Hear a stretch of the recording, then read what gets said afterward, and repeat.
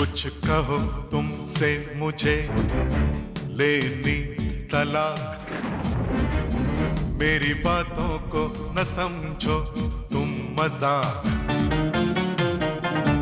भूल गए ऐसा गुनाह करना नहीं,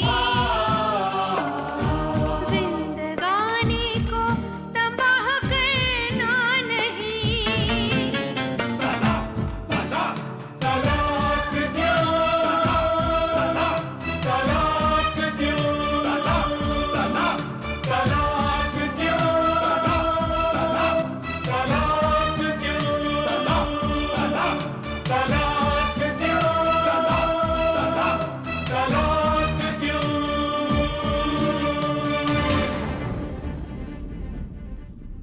धारावाहिक तलाक क्यों में आप सबको रजनी चंद्रा का प्यार भरा नमस्कार। दोस्तों, आज मैं जो आपको कहानी दिखाने जा रही हूं वो है देव बनाम कल्पना की कहानी। एक अजीब और अनूठी कहानी, डगर से हट के कहानी।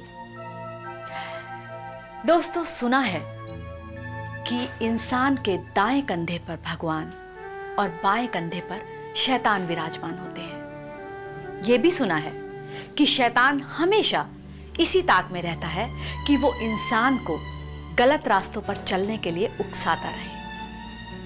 देव, जो शादी से पहले लोभ, क्रोध, मोह, माया, इन सब बातों से दूर रहता था, कल्पना से शादी करके उसके अंदर एक अजीब सा सुरूर भर गया। कल्पना का प्यार धीरे धीरे उसके दिलो दिमाग, उसकी नस नस में समाने लगा। मगर कब, कैसे ये प्यार भरे जज्बात वासना में बदल गए, देव को कभी पता ही नहीं चला। तो आइए देखते हैं देव की अजीबोगरीब कहानी। ये कलर बहुत प्यारा है, देखो तुम पे कितना खिल रहा है। आपको अच्छा लगा? मुझे भी बहुत पसंद है।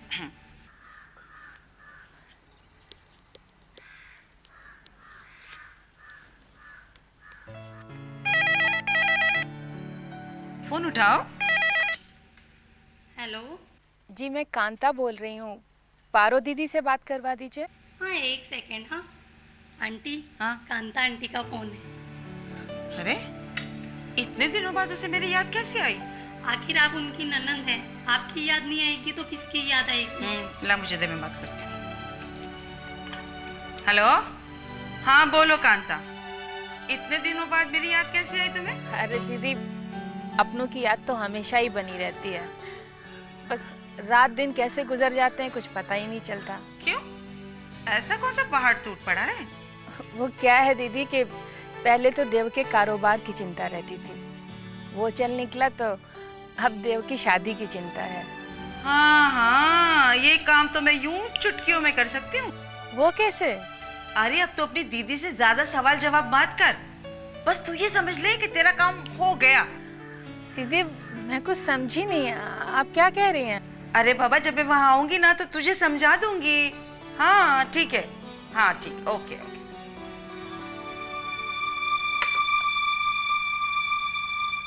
पारो, लगता है तेरी किस्मत तो अब खुल ही गई। निशा की माँ की दी हुई जायदाद भी अब तेरे ही कब्जे में रहेगी और कांता और देव भी तेरे हाथ में ही रहेंगे। हाँ?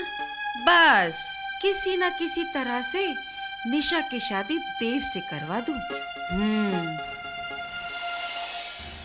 पारो, हाँ बोल। मैं चंद घड़ी की मेहमान हूँ। ऐसे क्यों कहती है? तुझे कुछ नहीं होगा तो बिल्कुल ठीक हो जाएगी। मेरे पास वक्त बहुत कम है, मेरी बात ध्यान से सुन।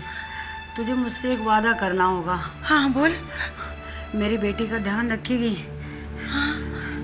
आज से ये वसीयत मैं तेरे नाम करती हूँ और अपनी बेटी भी तेरे हवाले।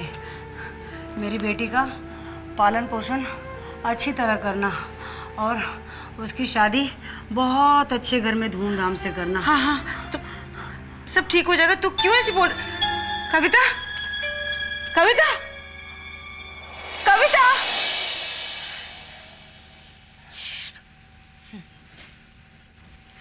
देख मेरी बच्ची, मुझसे जो भी बन पड़ा वो मैंने तेरे लिए किया, लेकिन आज मुझे ऐसे लगता है कि तेरी माँ को दिया हुआ वादा निभाने का वक्त आ गया है। कैसा वादा आंटी? मैंने तेरी माँ से एक वादा किया था कि मैं तेरी शादी बड़ी धूमधाम से बड़े शान और शौकत के साथ किसी अमीर घराने में कराऊंगी, चाहे उसके लिए मुझे अपने आप को गिरवी क्यों ना रखना पड़े। लेकिन मुझे भी तुझसे एक वादा चाहिए। वो क्या आंटी? आज के बाद जो मैं कहूं वो तुझे सर झुकाकर मानना ही होगा। देख, इसी में तेरी भलाई है और इसी से तेरी माँ की आत्मा को भी शांति मिलेगी। माँ की आत्मा की शांति के लिए मैं कुछ भी करूंगी। है ना? मेरी बात मानेगी? मैं जैसे कहूंगी वैसे तुझे करना होगा, ठीक है? मेरे प्यारे बच्चों।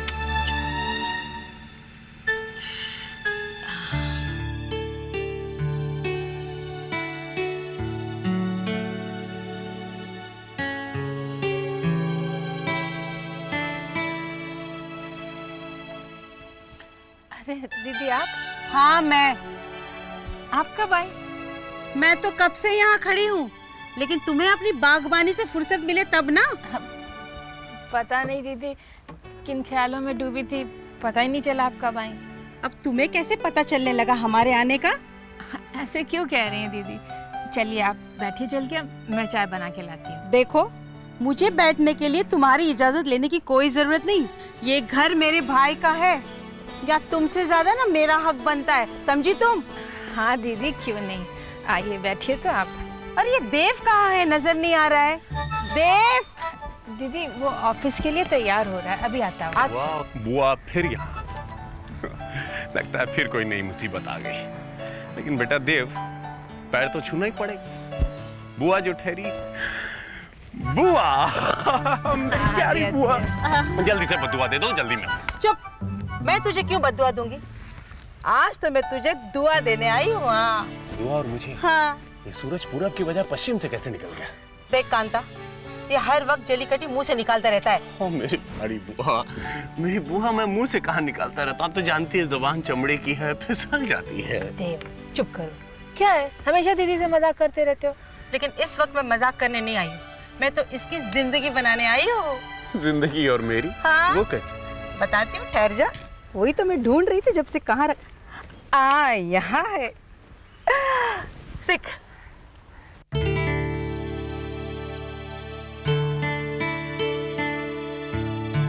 क्यों लगाना झटका? मैं कुछ समझी नहीं दीदी। ये लड़की कौन है बुआ? निशा, इसका नाम निशा है। 20 बरस पहले इसके बाप गुजर गए थे, फिर इसी के 3 साल बाद इसकी माँ भी चल बसी। मरते वक्त इसने पूरी जिम्मेदारी मुझ पर सौंप दी थी।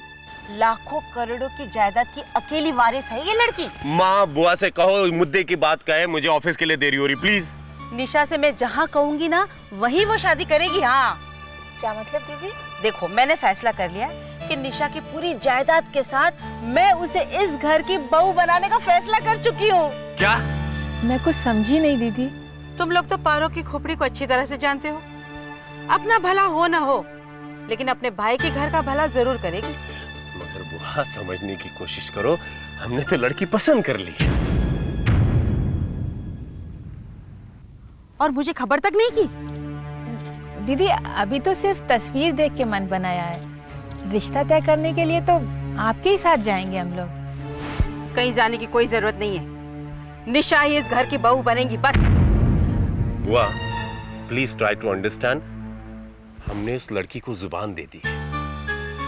हमारे जिद और ख्वाहिशों के आगे तुम्हारी जुबान की ना कोई कीमत नहीं है, समझे तुम?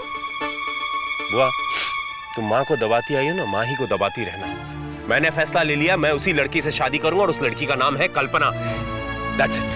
देव! ये कल्पना कौन है? दीदी ये इसी शहर में रहती है।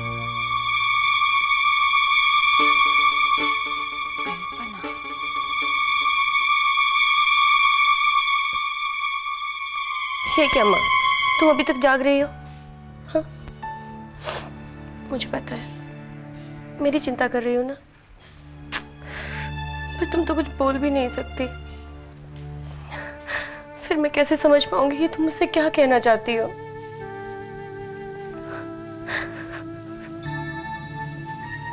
हे भगवान, तूने कौन से जन्मों का बदला लिया है मुझसे। बचपन में बाप का साया छीन लिया और मेरी माँ को एक बेजान बुत बना दिया। लेकिन माँ, तू चिंता मत कर, आखिर ये कब तक बुत बना हमारे आंसू की बरसात को देखता रहेगा। एक दिन सब ठीक हो जाएगा, देखना, एक दिन सब ठीक हो जाएगा। तू चिंता मत कर। अरे शीला, उस किटी पार्टी का क्या हुआ भाई? संडे कंफर्म है ना? अब आगे पीछे मत करना भाई, तुम्हारी चेंजेस बहुत होती हैं। Okay dear, okay darling, bye bye. Shoma darling. हाँ जी कहिए। आज मैंने एक ऐसा काम कर दिखाया है जिसे सुनकर तुम मेरी काबिलियत पर वाह वाह कर उठोगी। काबिलियत और तुम अपनी अकल के घोड़े दौड़ाने बंद करो। जब सुनोगी तो मेरे अकल के घोड़े की पीठ थपथपाओगी। पीठ में बाद में थपथपाऊंगी, पहले ये बताओ बात क्या है? हाँ ये ठीक है, पहले बता ही देता हूँ। ये देखो। ये लड़का कौन है? ये लड़का वो है जिसे मैंने अपनी कल्पना के लिए चुना है। भाई शादी का खर्चा पूरा खुद उठाएगा और 2 लाख का नजराना भी हमको देगा। और साथ में ले जाएगा हमारी कल्पना की करोड़ों की जायदाद। अरे ये तो। हाँ, इसीलिए कहती हूँ कि तुम मेरी खेल में खिलाड़ी बनने की कोशिश मत करो। तुम देखो, सिर्फ देखो। आखिर तेरा इरादा क्या है? अरे मैंने कल्पना के लिए ऐसा लड़का देखा है जो कि लाखों करोड़ों की जायदाद का मालिक है।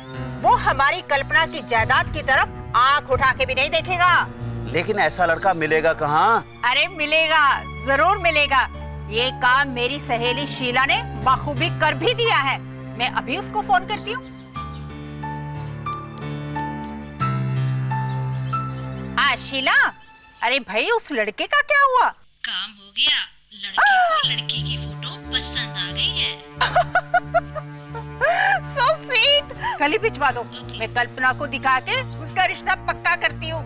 या हो गया काम।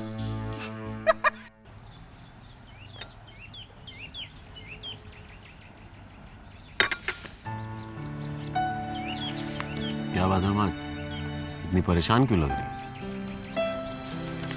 देव, क्या फैसला किया तुमने?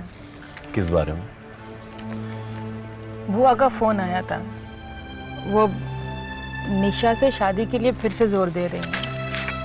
वो ये बुआ भी ना माँ, तुमने साफ साफ मना क्यों नहीं किया? जानते हो ना तुम, तुम्हारी बुआ के सामने मेरी बोलने की हिम्मत नहीं पड़ती है। ठीक है, तो मैं ही बात कर लूंगा। देव, एक बार फिर से सोच लेते। माँ, तुम अच्छी तरह जानती हो कि अगर मैं शादी करूंगा तो सिर्फ और सिर्फ कल्पना से, बस। लेकिन तुम्हारी बुआ नाराज हो जाएंगी बेटा। माँ क्या हो गया आपको? उनकी नाराजगी की वजह से मैं अपनी जिंदगी तो नहीं बर्बाद कर सकता ना। और वैसे आप जानती हैं कि निशा बड़े आजाद ख्याल की लड़की है, हमारे घर के माहौल में वो फिट नहीं बैठती है माँ।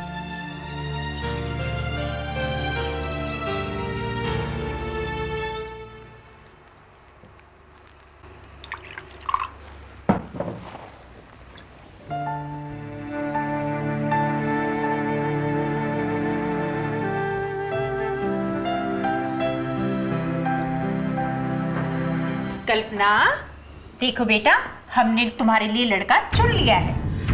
मेरे लिए? अरे ऐसे हैरान होके क्यों देख रही है? तो क्या इस उम्र में मैं अपने लिए लड़का देखूंगी? और लड़का लाखों में एक है। अच्छी किस्मत वालों को ही ऐसा लड़का मिलता है। हमने तो भाई ये रिश्ता जोड़ने के लिए दिन रात एक कर दिया। 1000 बार हाथ पांव जोड़े तब जाके माने हैं लड़के वाले। वरना बड़े बड़े खानदान वाले लाइन लगाकर खड़े हुए हैं वहां तो। हाँ, देखो दीदी को भी लड़का पसंद आ गया है। अब तो शादी का मुहूर्त फटाफट निकलवाते हैं। हाँ। रुको, मैं शादी नहीं करूंगी। क्या क्या हुआ? बस मैंने कहा ना, मैं शादी नहीं करूंगी। अरे तो क्या सारी उम्र कुंवारी बैठी रहेगी हमारे सर पे बोझ बनके? हाँ चाची, ना तो मैं कुंवारी बैठी रहूंगी और ना ही आप लोगों पर बोझ बनूंगी। पर ये इनकार क्यों भाई? हाँ? पहले माँ तो ठीक हो जाए। अरे माँ को जब ठीक होना हो जाएगी। हम लड़के वालों को हाँ कर चुके हैं। और इसी महीने मुहूर्त निकलना है, समझे? मैंने कहा ना आप लोगों से, मैं माँ को छोड़कर कहीं नहीं जाऊंगी। देख बेटा, शादी की भी एक उम्र होती है, फिर तेरी माँ हमारी भी तो कुछ लगती है, हम हैं ना इसकी देखभाल के लिए। और बेटा तू तो अच्छी तरह जानती है, भाई साहब की मौत के सदमे से उभरने के लिए भाभी को खुशी चाहिए बेटा, खुशी। और फिर डॉक्टर ने भी तो कहा है कि अचानक खुशी या हादसा तुम्हारी माँ की आवाज वापस ला सकता है। और बेटा तुझे दुल्हन बना देखेगी ना तो शायद। एक माँ का कितना बड़ा अरमान होता है कि उसकी बेटी दुल्हन बनकर घर से जाए।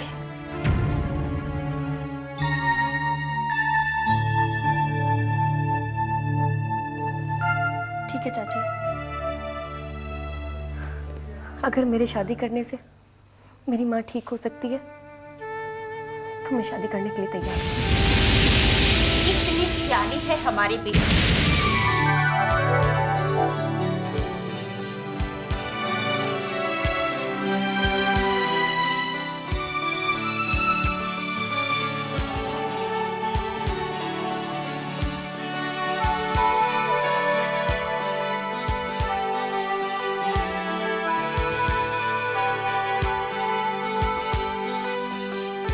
बधाई हो जी, बधाई हो।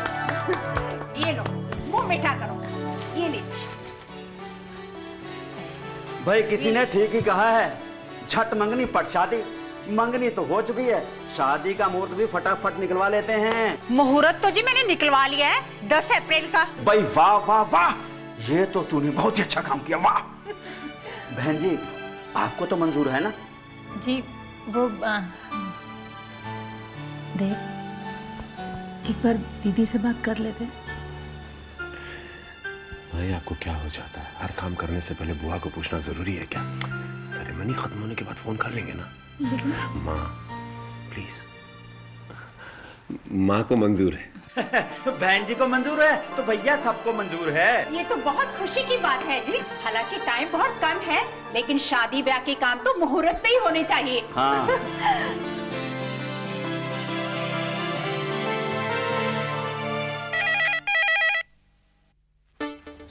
हेलो। हेलो दीदी। कौन? कांता? जी दीदी मैं। हाँ हाँ मैं समझ गई। शादी का मुहूर्त निकलवा लिया ना तूने? हाँ दीदी, वो मुहूर्त तो निकलवाना ही था ना।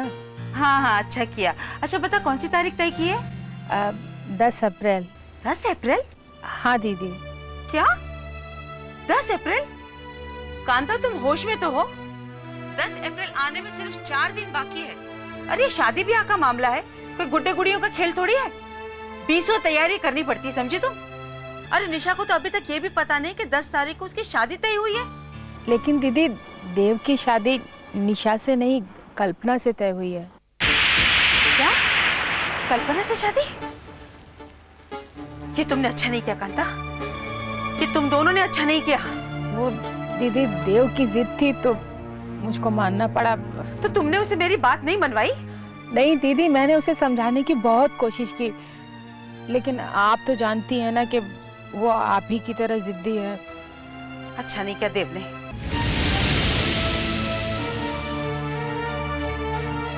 देव, तूने मेरी बातों को ठुकरा कर अच्छा नहीं किया। तू जानता नहीं कि तेरा पाला किससे पड़ा है।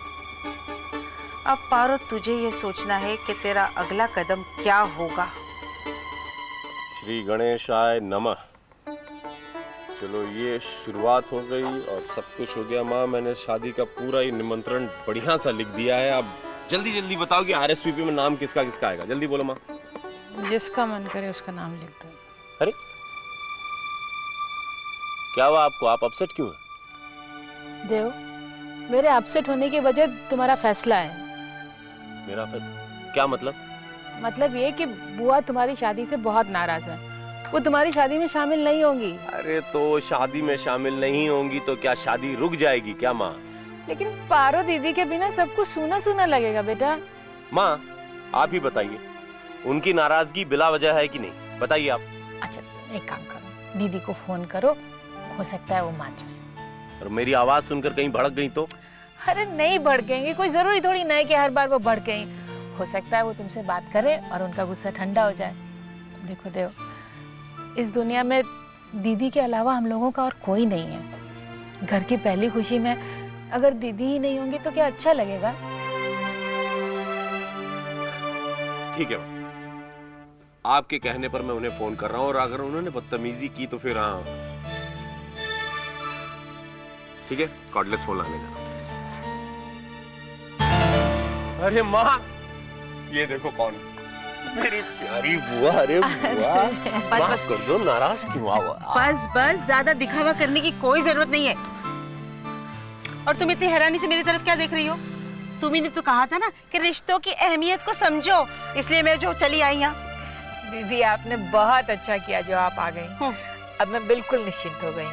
अब शादी के सारे कामकाज बहुत अच्छी तरह से होंगे। हाँ हाँ, क्यों नहीं।